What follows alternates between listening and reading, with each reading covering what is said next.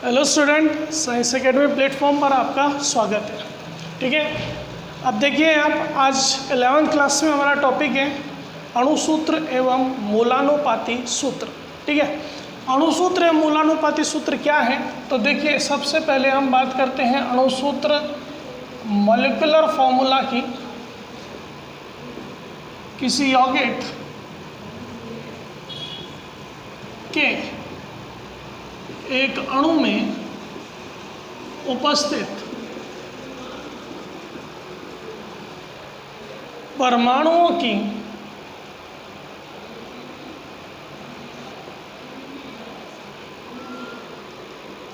वास्तविक संख्या को दर्शाने वाले सूत्र को अणुसूत्र कहते हैं। ठीक है, जबकि हम बात करें किसकी, मूलानुपाती सूत्र की, तो देखिए आप क्या किसी यौगिक के एक अणु में उपस्थित परमाणुओं की संख्या के सरल अनुपात को दर्शाने वाला सूत्र मूलानुपाती सूत्र कहलाता है। ठीक है, देखिए आप किस तरह से समझेंगे इसको। H2O जल का जो फॉर्मूला है वो आप जानते हो क्या होता है, H2O। ठीक है, इसके एक अणु में 2 हाइड्रोजन है और एक क्या है, ऑक्सीजन। और हम बात करें हाइड्रोजन परऑक्साइड यानी H2O2, यानी इसके एक अणु में 2 हाइड्रोजन है और 2 क्या है, ऑक्सीजन। ठीक है, ये जल का फॉर्मूला, ये हाइड्रोजन परऑक्साइड का फॉर्मूला। इसके एक अणु में 2 हाइड्रोजन 1 ऑक्सीजन, इसके एक अणु में 2 हाइड्रोजन 2 ऑक्सीजन। ठीक है, अब यहाँ देखिए अपन H व O का अनुपात, तो वो है 2:1, सरल अनुपात है, इससे ज़्यादा सरल नहीं हो सकता। यहाँ देखें हम H व O का अनुपात, तो देखो 2:2, इसको सरल करें तो ये होगा 1:1। ठीक है, ये तो इनकी वास्तविक संख्या को दर्शाने वाले सूत्र हैं, यानी ये तो इनके हैं क्या बेटा बोलो, अणु सूत्र। अब देखें इसमें तो सरल अनुपात यही है, इससे और सरल नहीं हो सकता, तो इसका मूलानुपाती सूत्र H2O ही होगा। जबकि इसका मूलानुपाती सूत्र जो होगा वो क्या होगा, HO होगा। ठीक है भाई, इसका मूलानुपाती सूत्र क्या होगा, HO होगा। ठीक, आगे देखिए और अब एक एग्जांपल और लेते हैं हम, जैसे ग्लूकोज का अणुसूत्र होता है C6H12O6, कार्बन 6, हाइड्रोजन 12, ऑक्सीजन 6। ठीक है, अब इसमें हम देखें कार्बन, हाइड्रोजन व ऑक्सीजन की संख्याओं का अनुपात, तो 6:12:6, यानी 1:2:1, यानी ये अपने पास में आता है क्या बेटा बोलो, CH2O। ठीक है, ये CH2O क्या बन जाएगा, ये बन जाएगा मूलानुपाती सूत्र। और ये क्या है अपने पास में बेटा बोलो, अणु सूत्र। यहाँ ये अणु सूत्र है और ये क्या है भाई बोलो, मूलानुपाती सूत्र। H2O2 का HO, H2O का H2O ही होगा। ठीक है, ग्लूकोज का अणु सूत्र C6H12O6, जबकि मूलानुपाती सूत्र जो कि क्या है, सरल अनुपात को दर्शाने वाला सूत्र CH2O। ठीक है भाई, अब देखें आप आगे क्या, कि अणुसूत्र और मूलानुपाती सूत्र। और एग्जाम्पल देखते हैं हम, जैसे यहाँ पर यहाँ मैं लिख दूँ यौगिक, ठीक, अणुसूत्र, और यह हो गया मूलानुपाती सूत्र। ठीक है भाई, देखिए आप, जैसे हम एग्जाम्पल लेते हैं एथाइन। एथाइन का सूत्र है C2H2, ये तो है इसका अणुसूत्र, जबकि मूलानुपाती सूत्र बनेगा इसका 2:2 यानी 1:1। मूलानुपाती सूत्र होगा इसका, क्या बेटा बोलो, CH। एथीन, कार्बन 2 और हाइड्रोजन 4, तो देखिए कार्बन 2 और कार्बन 1 और हाइड्रोजन 2, क्योंकि 2:4 को सरल करेंगे तो आएगा 1:2। और देखिए आप, पोटेशियम ऑक्सलेट K2C2O4, 2:2 कितना भाई, 4, यानी 1:1:2, यानी KCO2 इसका हो गया क्या बेटा बोलो, मूलानुपाती सूत्र। और देखिए आप, बेंजीन, कार्बन 6, हाइड्रोजन 6, C6H6, 6:6 यानी 1:1, मूलानुपाती सूत्र होगा CH।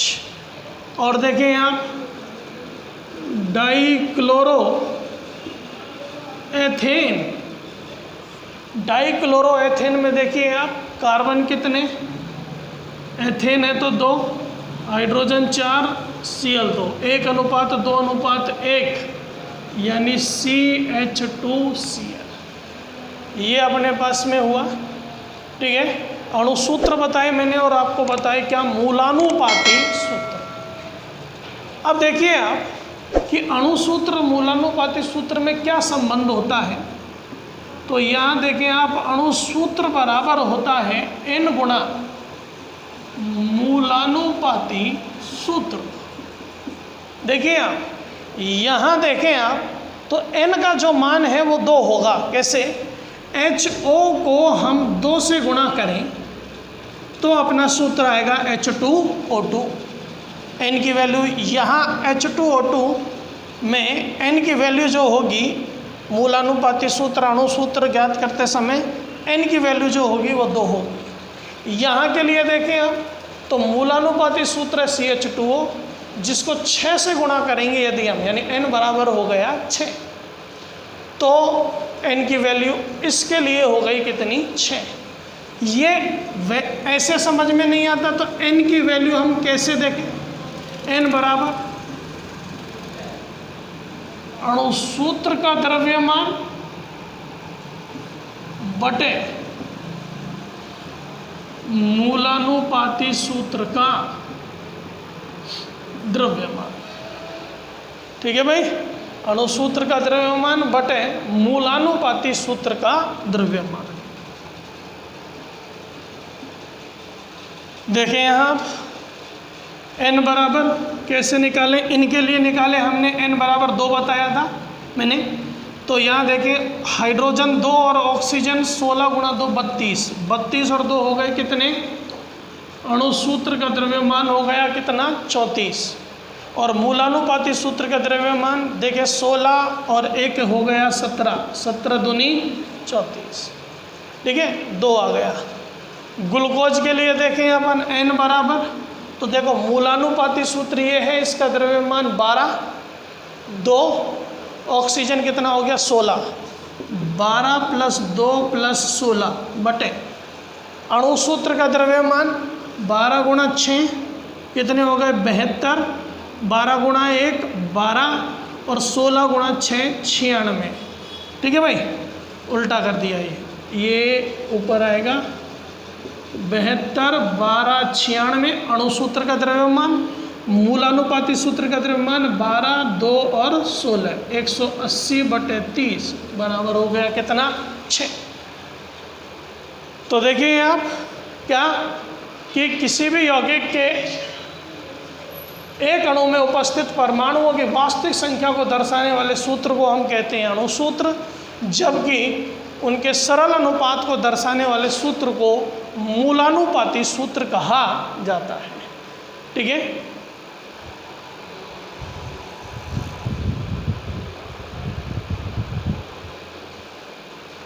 अब देखिए आप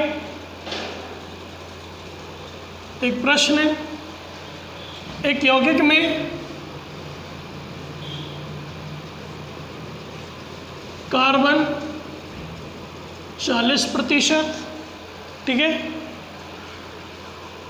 हाइड्रोजन 6.67% तथा ऑक्सीजन 53.33% है। ठीक है भाई, ऑक्सीजन कितना है? 53.33% है। यदि यौगिक का अणुसूत्र द्रव्यमान 180 है तो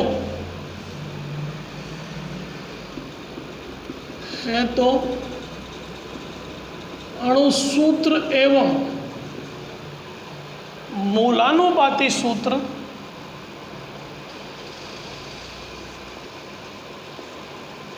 ज्ञात करो।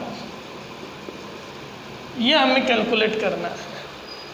तो देखिए आप प्रतिशत मात्राएं दे रखी हैं, यानी टोटल यौगिक को हम 100 ग्राम मान लेते हैं, तो कार्बन हो गया कितना भाई बोलो? 40 ग्राम, हाइड्रोजन हुआ 6.67 ग्राम और ऑक्सीजन हुआ 53.33 ग्राम। ठीक है भाई, ये 100 ग्राम में तत्वों की मात्राएं। अब इसके बाद में इनकी कैलकुलेट की जाती है मोलों की संख्या। तो मोलों की संख्या को कैलकुलेट करना है तो देखिए आप, मोलों की संख्या, मोल ज्ञात करने के लिए फॉर्मूला होता है भार बटे अणुभार। भार बटे अणुभार, कार्बन है तो यहाँ परमाणु भार आएगा, यानी 40/12। हाइड्रोजन 6.67/1 और 53.33/16। कार्बन का परमाणु भार 12, हाइड्रोजन का 1 और ऑक्सीजन का 16। देखिए आप, ये 3.33, 6.67 और 3.33, ये आई मोलों की संख्या। इसके बाद में हम कैलकुलेट करते हैं क्या? सरलतम अनुपात। देखिए, ये सरलतम अनुपात किस प्रकार से ज्ञात किया जाएगा? ये जो अपने पास में मोलों की संख्या आई है, इस मोलों की संख्या में सबसे पहले हम देखते हैं सबसे छोटी मोलों की संख्या। सबसे छोटी मोलों की संख्या कौन सी है? तो छोटी मोलों की संख्या में देखिए आप 3.33/3.33। छोटी मोलों की संख्या है 3.33, जिसका सभी में भाग दिया जाएगा, यानी 3.33/3.33 एक 6.67/3.33, ये हो गया अपने पास में बटा कितना? 2। और 3.33/3.33 और ये हो गया कितना? 1। अब हम जानते हैं सरलतम अनुपात को दर्शाने वाला जो सूत्र होता है वो होता है कौन सा? मूलानुपाती सूत्र। तो अतः यौगिक का मूलानुपाती सूत्र बराबर क्या हो जाएगा बेटा बोलो? कार्बन हो गया 1, हाइड्रोजन हो गया 2, ऑक्सीजन हो गया 1। ठीक है भाई, तो मूलानुपाती सूत्र किस प्रकार से ज्ञात किया हमने कि हमने जो प्रतिशत मात्राएं हमें दी गई हैं वो कितने में है? 100 ग्राम में। अब देखिए आप, ये उनका हो गया द्रव्यमान भार, और इनमें परमाणु भार का भाग देकर, उसी तत्व के परमाणु भार का भाग देकर क्या ज्ञात की जाती है? मोलों की संख्या। मोलों की संख्या ज्ञात करने के बाद में हम ये देखते हैं, ठीक है, क्या देखेंगे कि सबसे छोटे मोलों की संख्या क्या है, और उन सबसे छोटे मोलों की संख्या का, मोल की संख्या का सभी मोलों की संख्या में भाग दे दिया जाता है। उससे हमें मिलता है सरलतम अनुपात, और सरलतम अनुपात को दर्शाने वाला सूत्र होता है कौन सा? मूलानुपाती सूत्र। यानी यहाँ देखें आप 12, ये देखें मूलानुपाती सूत्र का द्रव्यमान बराबर 12, 2 और ऑक्सीजन 16 बराबर हो गया कितना भाई? 30। अब देखें आपको मैंने बताया क्या कि अणु सूत्र बराबर होता है n गुणा मूलानुपाती सूत्र, और n बराबर होता है अणु सूत्र का द्रव्यमान बटे मूलानुपाती सूत्र का द्रव्यमान। ठीक है, अणु सूत्र का द्रव्यमान हमें प्रश्न में दे रखा है 180, और मूलानुपाती का हमने कैलकुलेट किया, यह आया कितना? 6। अतः अणु सूत्र बराबर हो जाएगा क्या बेटा बोलो? अणु सूत्र बराबर 6 गुणा CH2O। कार्बन हो गए 6, हाइड्रोजन 6 गुणा 2 12, ऑक्सीजन कितने हो गए बेटा बोलो? 6। ये अपने पास में, ठीक है, कैलकुलेट किया हमने अणु सूत्र एवं मूलानुपाती सूत्र।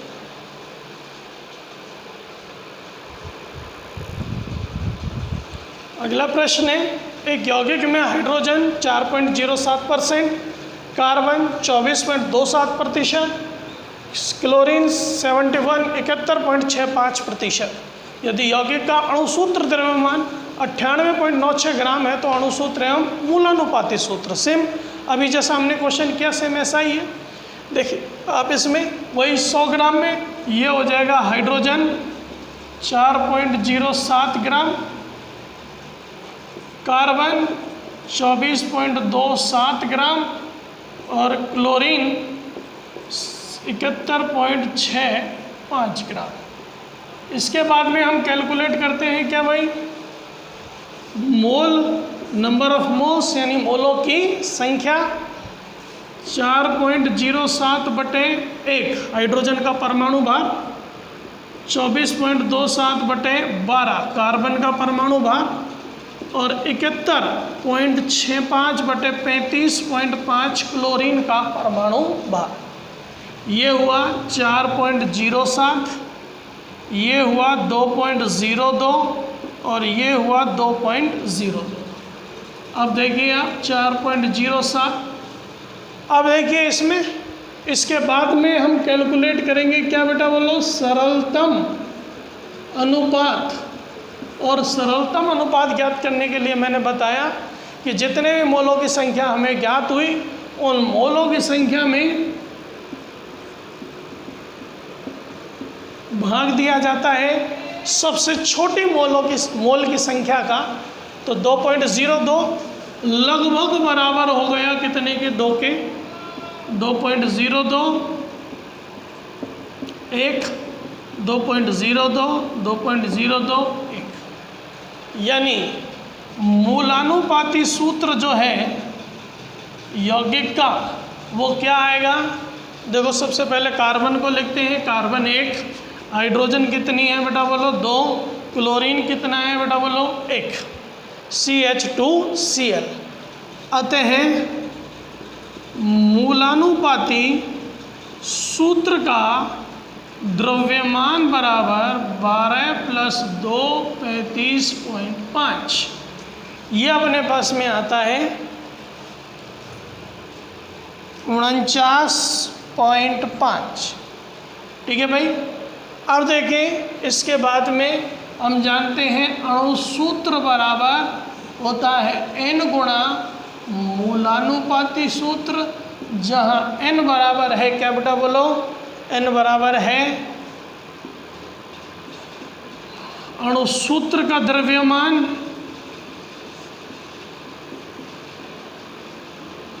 बटे मूलानुपाती सूत्र का द्रव्यमान, ठीक है।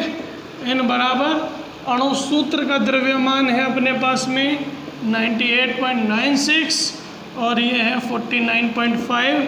n बराबर ये हो गया कितना बेटा बोलो 2, और ये अपने पास में हो जाएगा क्या, अणु सूत्र हो जाएगा, अणु सूत्र बराबर 2 गुणा CH2Cl, यानी कार्बन हो गए 2, हाइड्रोजन हो गए 4 और Cl हो गया 2। और मूलानुपाती सूत्र तो आया CH2Cl, जबकि अणु सूत्र आया C2H4Cl। ठीक है भाई।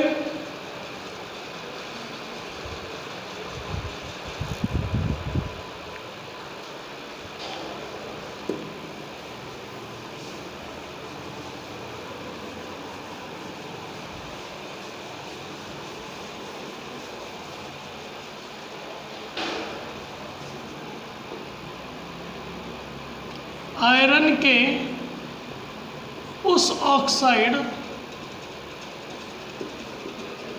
का सूत्र ज्ञात करो जिसमें आयरन का 69.9% द्रव्यमान उपस्थित हो। ठीक है भाई। आयरन का ऑक्साइड यानी Fe के ऑक्साइड की बात कर रहे हैं, और ऑक्साइड है Fe का, तो 2 तत्व होंगे, एक तो Fe और एक ऑक्सीजन। ठीक है भाई। अब देखिए आप, Fe दे रखा है कितना 69.9%, तो ऑक्सीजन जो होगा वो कितना होगा 100 माइनस टोटल 100 होगा, 100 माइनस 69.9 और ये हो गया 30.1%। ठीक है, यानी टोटल हो गया 100, तो Fe तो हो गया अपने पास में बेटा बोलो कितना 69.9 ग्राम, और ऑक्सीजन हो गया अपने पास 3.1 ग्राम। ठीक है भाई। अब देखिए आप 69.9 क्या निकालते हैं, नंबर ऑफ मोल्स 56, 30.1 और ये हो गया कितना 16। देखिए इसमें आप ये हो गया कितना, आप देखिए ध्यान से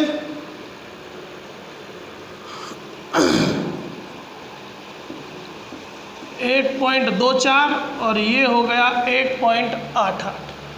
ठीक, और यहाँ पर निकालेंगे हम सरलतम अनुपात, तो देखिए सरलतम अनुपात 1.24 भाग 1.24, ये हो गया कितना 1। ठीक, छोटी संख्या कौन सी है 1.24, और 1.88 बटे 1.24 ये हो गया 1.5। तो ये हमें क्या नहीं मिला अभी, सरलतम अनुपात नहीं है। ठीक है, एक है 1 और एक है 1.5। इसे सरलतम अनुपात में बदलने के लिए ऐसे गुणांक से गुणा करेंगे जिससे ये सरलतम अनुपात में बदल जाए। तो हम इसे गुणा करते हैं, देखो कितने से, 2 से, तो ये तो हुआ 2 और ये हो गया कितना बेटा बोलो 3। अतः आयरन के ऑक्साइड का सूत्र बराबर Fe2O3।